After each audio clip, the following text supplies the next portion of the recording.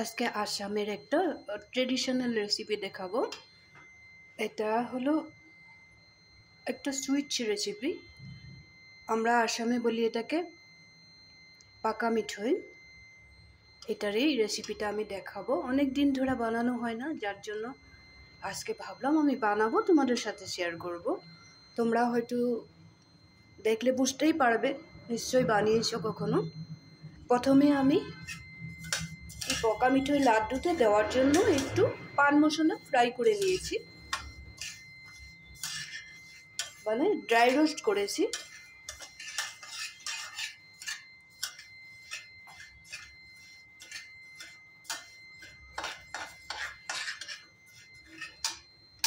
যেটা আমরা সব বলে থাকি।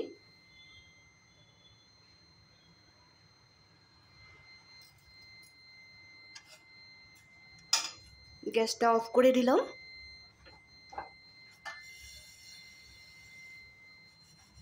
খুব বেশি ফ্রাই করে নিলে তিতো হয়ে যাবে, যার জন্য আমি নামিয়ে রাখবো, ঠান্ডা করে নেব।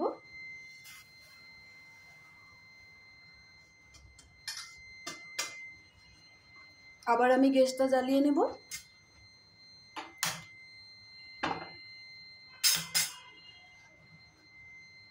লাড্ডুতে দেওয়ার জন্য আমি একটু সাদা তিল,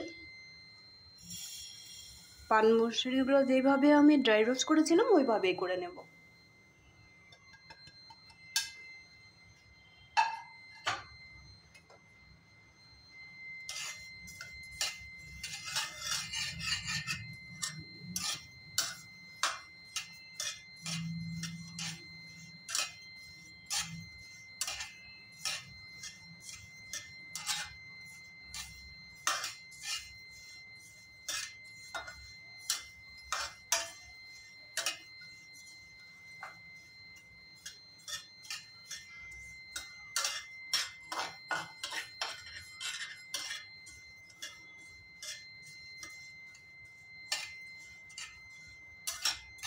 ফ্রাই করার সময় সুন্দর একটা ফ্লেভার যখন বের হবে তখনই আমি নামিয়ে রাখবো।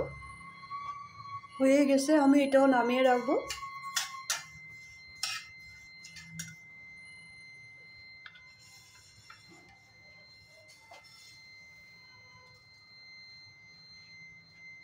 আবার কড়াইটা বসিয়ে দিলাম। কড়াইটা আমি ভালো করে মুছে নেব।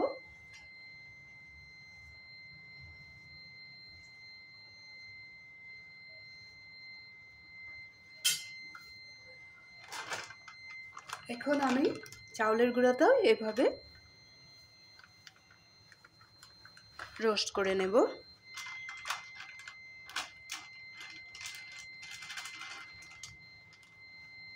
আমার এটা কিনা চাউলের গুঁড়া, তোমরা বাড়িতেও বানিয়ে নিতে পারবে।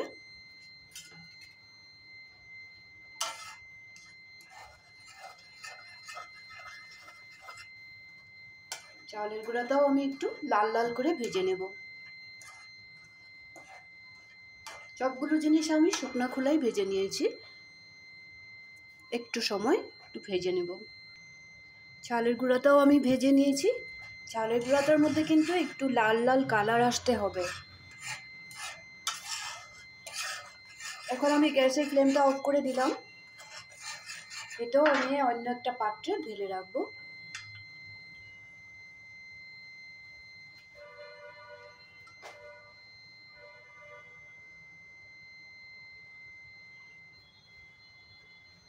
আবার কড়াইটা পেতে নিলাম। এখানে আমি জল দেব।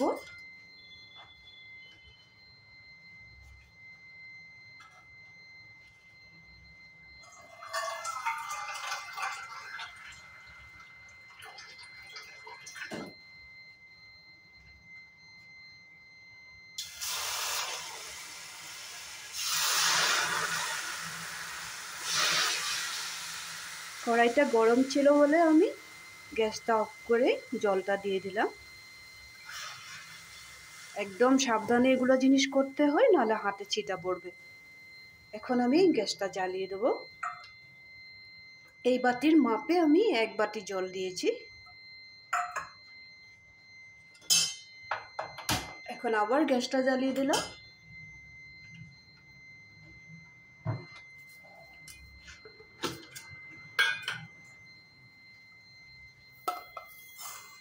এই পকা মিঠার লাডুটা শুধু গুড় দিয়েও করা যায়, চিনি গুড় মিলিয়েও করা যায়। আমার গুড়টা একটু কম আছে, যার জন্য আমি এতটা চিনি দিলাম।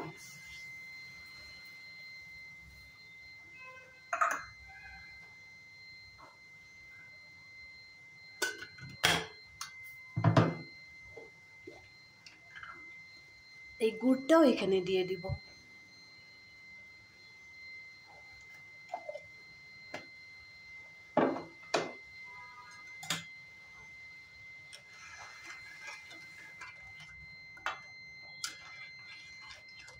চিনি আর গুড়টা খুব সুন্দর করে পাক করে নেব।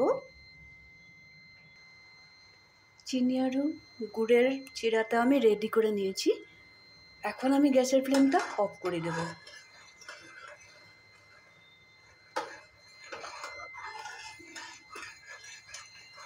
গ্যাসের ফ্লেমটা অফ করে দিলাম।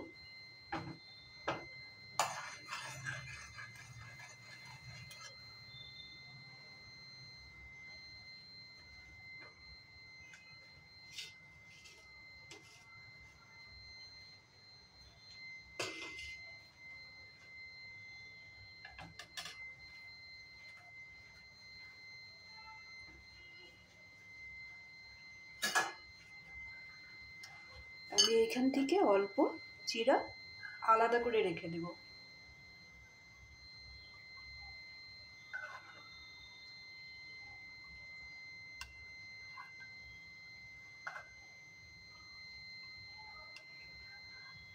যখন আবার দরকার পড়বে তখন আমি ব্যবহার করব।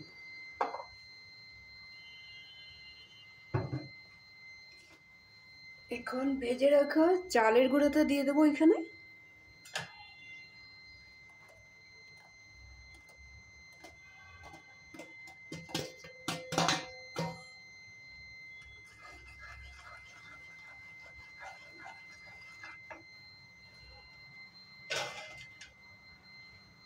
তিলটাও দিয়ে দিব। ভেজা তিলটা আমি সম্পূর্ণই দিব।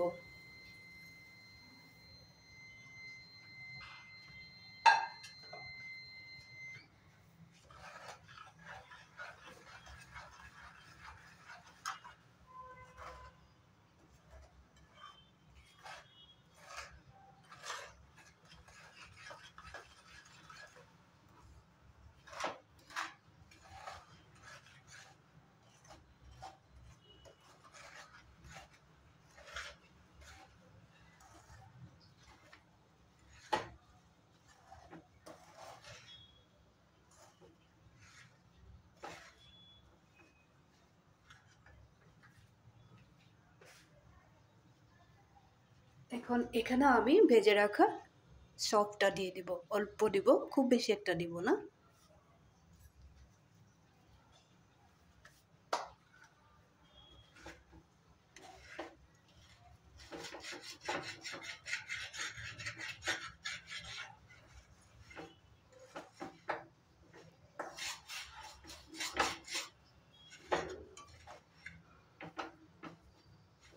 চিনি আর গুড়ের চিড়া আরো লাগবে নাকি আমি একটু হাত দিয়ে দেখে নেব। খুব বেশি গরম হয়ে আছে, আর দরকার পড়বে না। এখানে আমি একটু ঘি এড করব।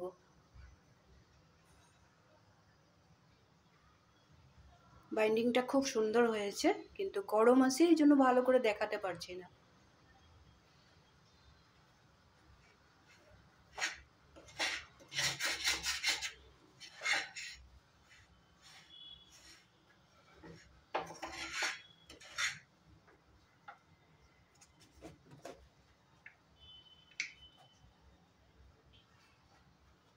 আমার হিসাব মতো আমি একটু ঘি অ্যাড করে দেব।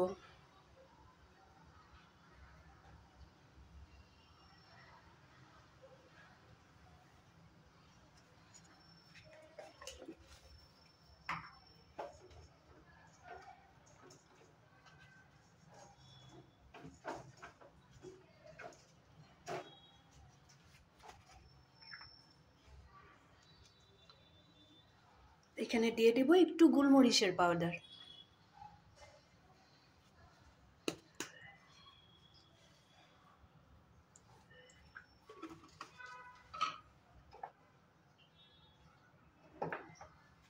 একটু লবণও দিয়ে দিব ব্যালেন্সটা ঠিকঠাক হওয়ার জন্য। খুব বেশি না, একেবারে সামান্য পরিমাণে।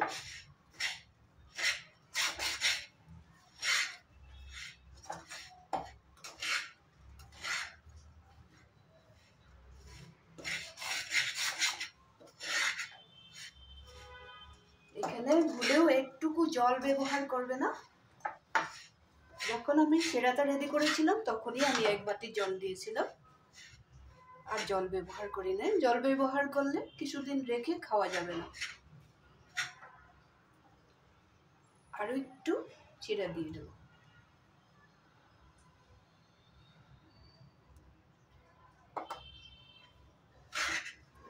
এখন আমি একটু ঠান্ডা করে লাড্ডুগুলো বানিয়ে নেব।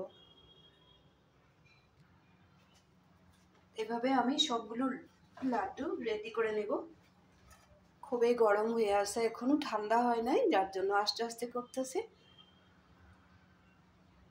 বাইন্ডিংটা আমার একদম হিসাব মতোই হয়েছে।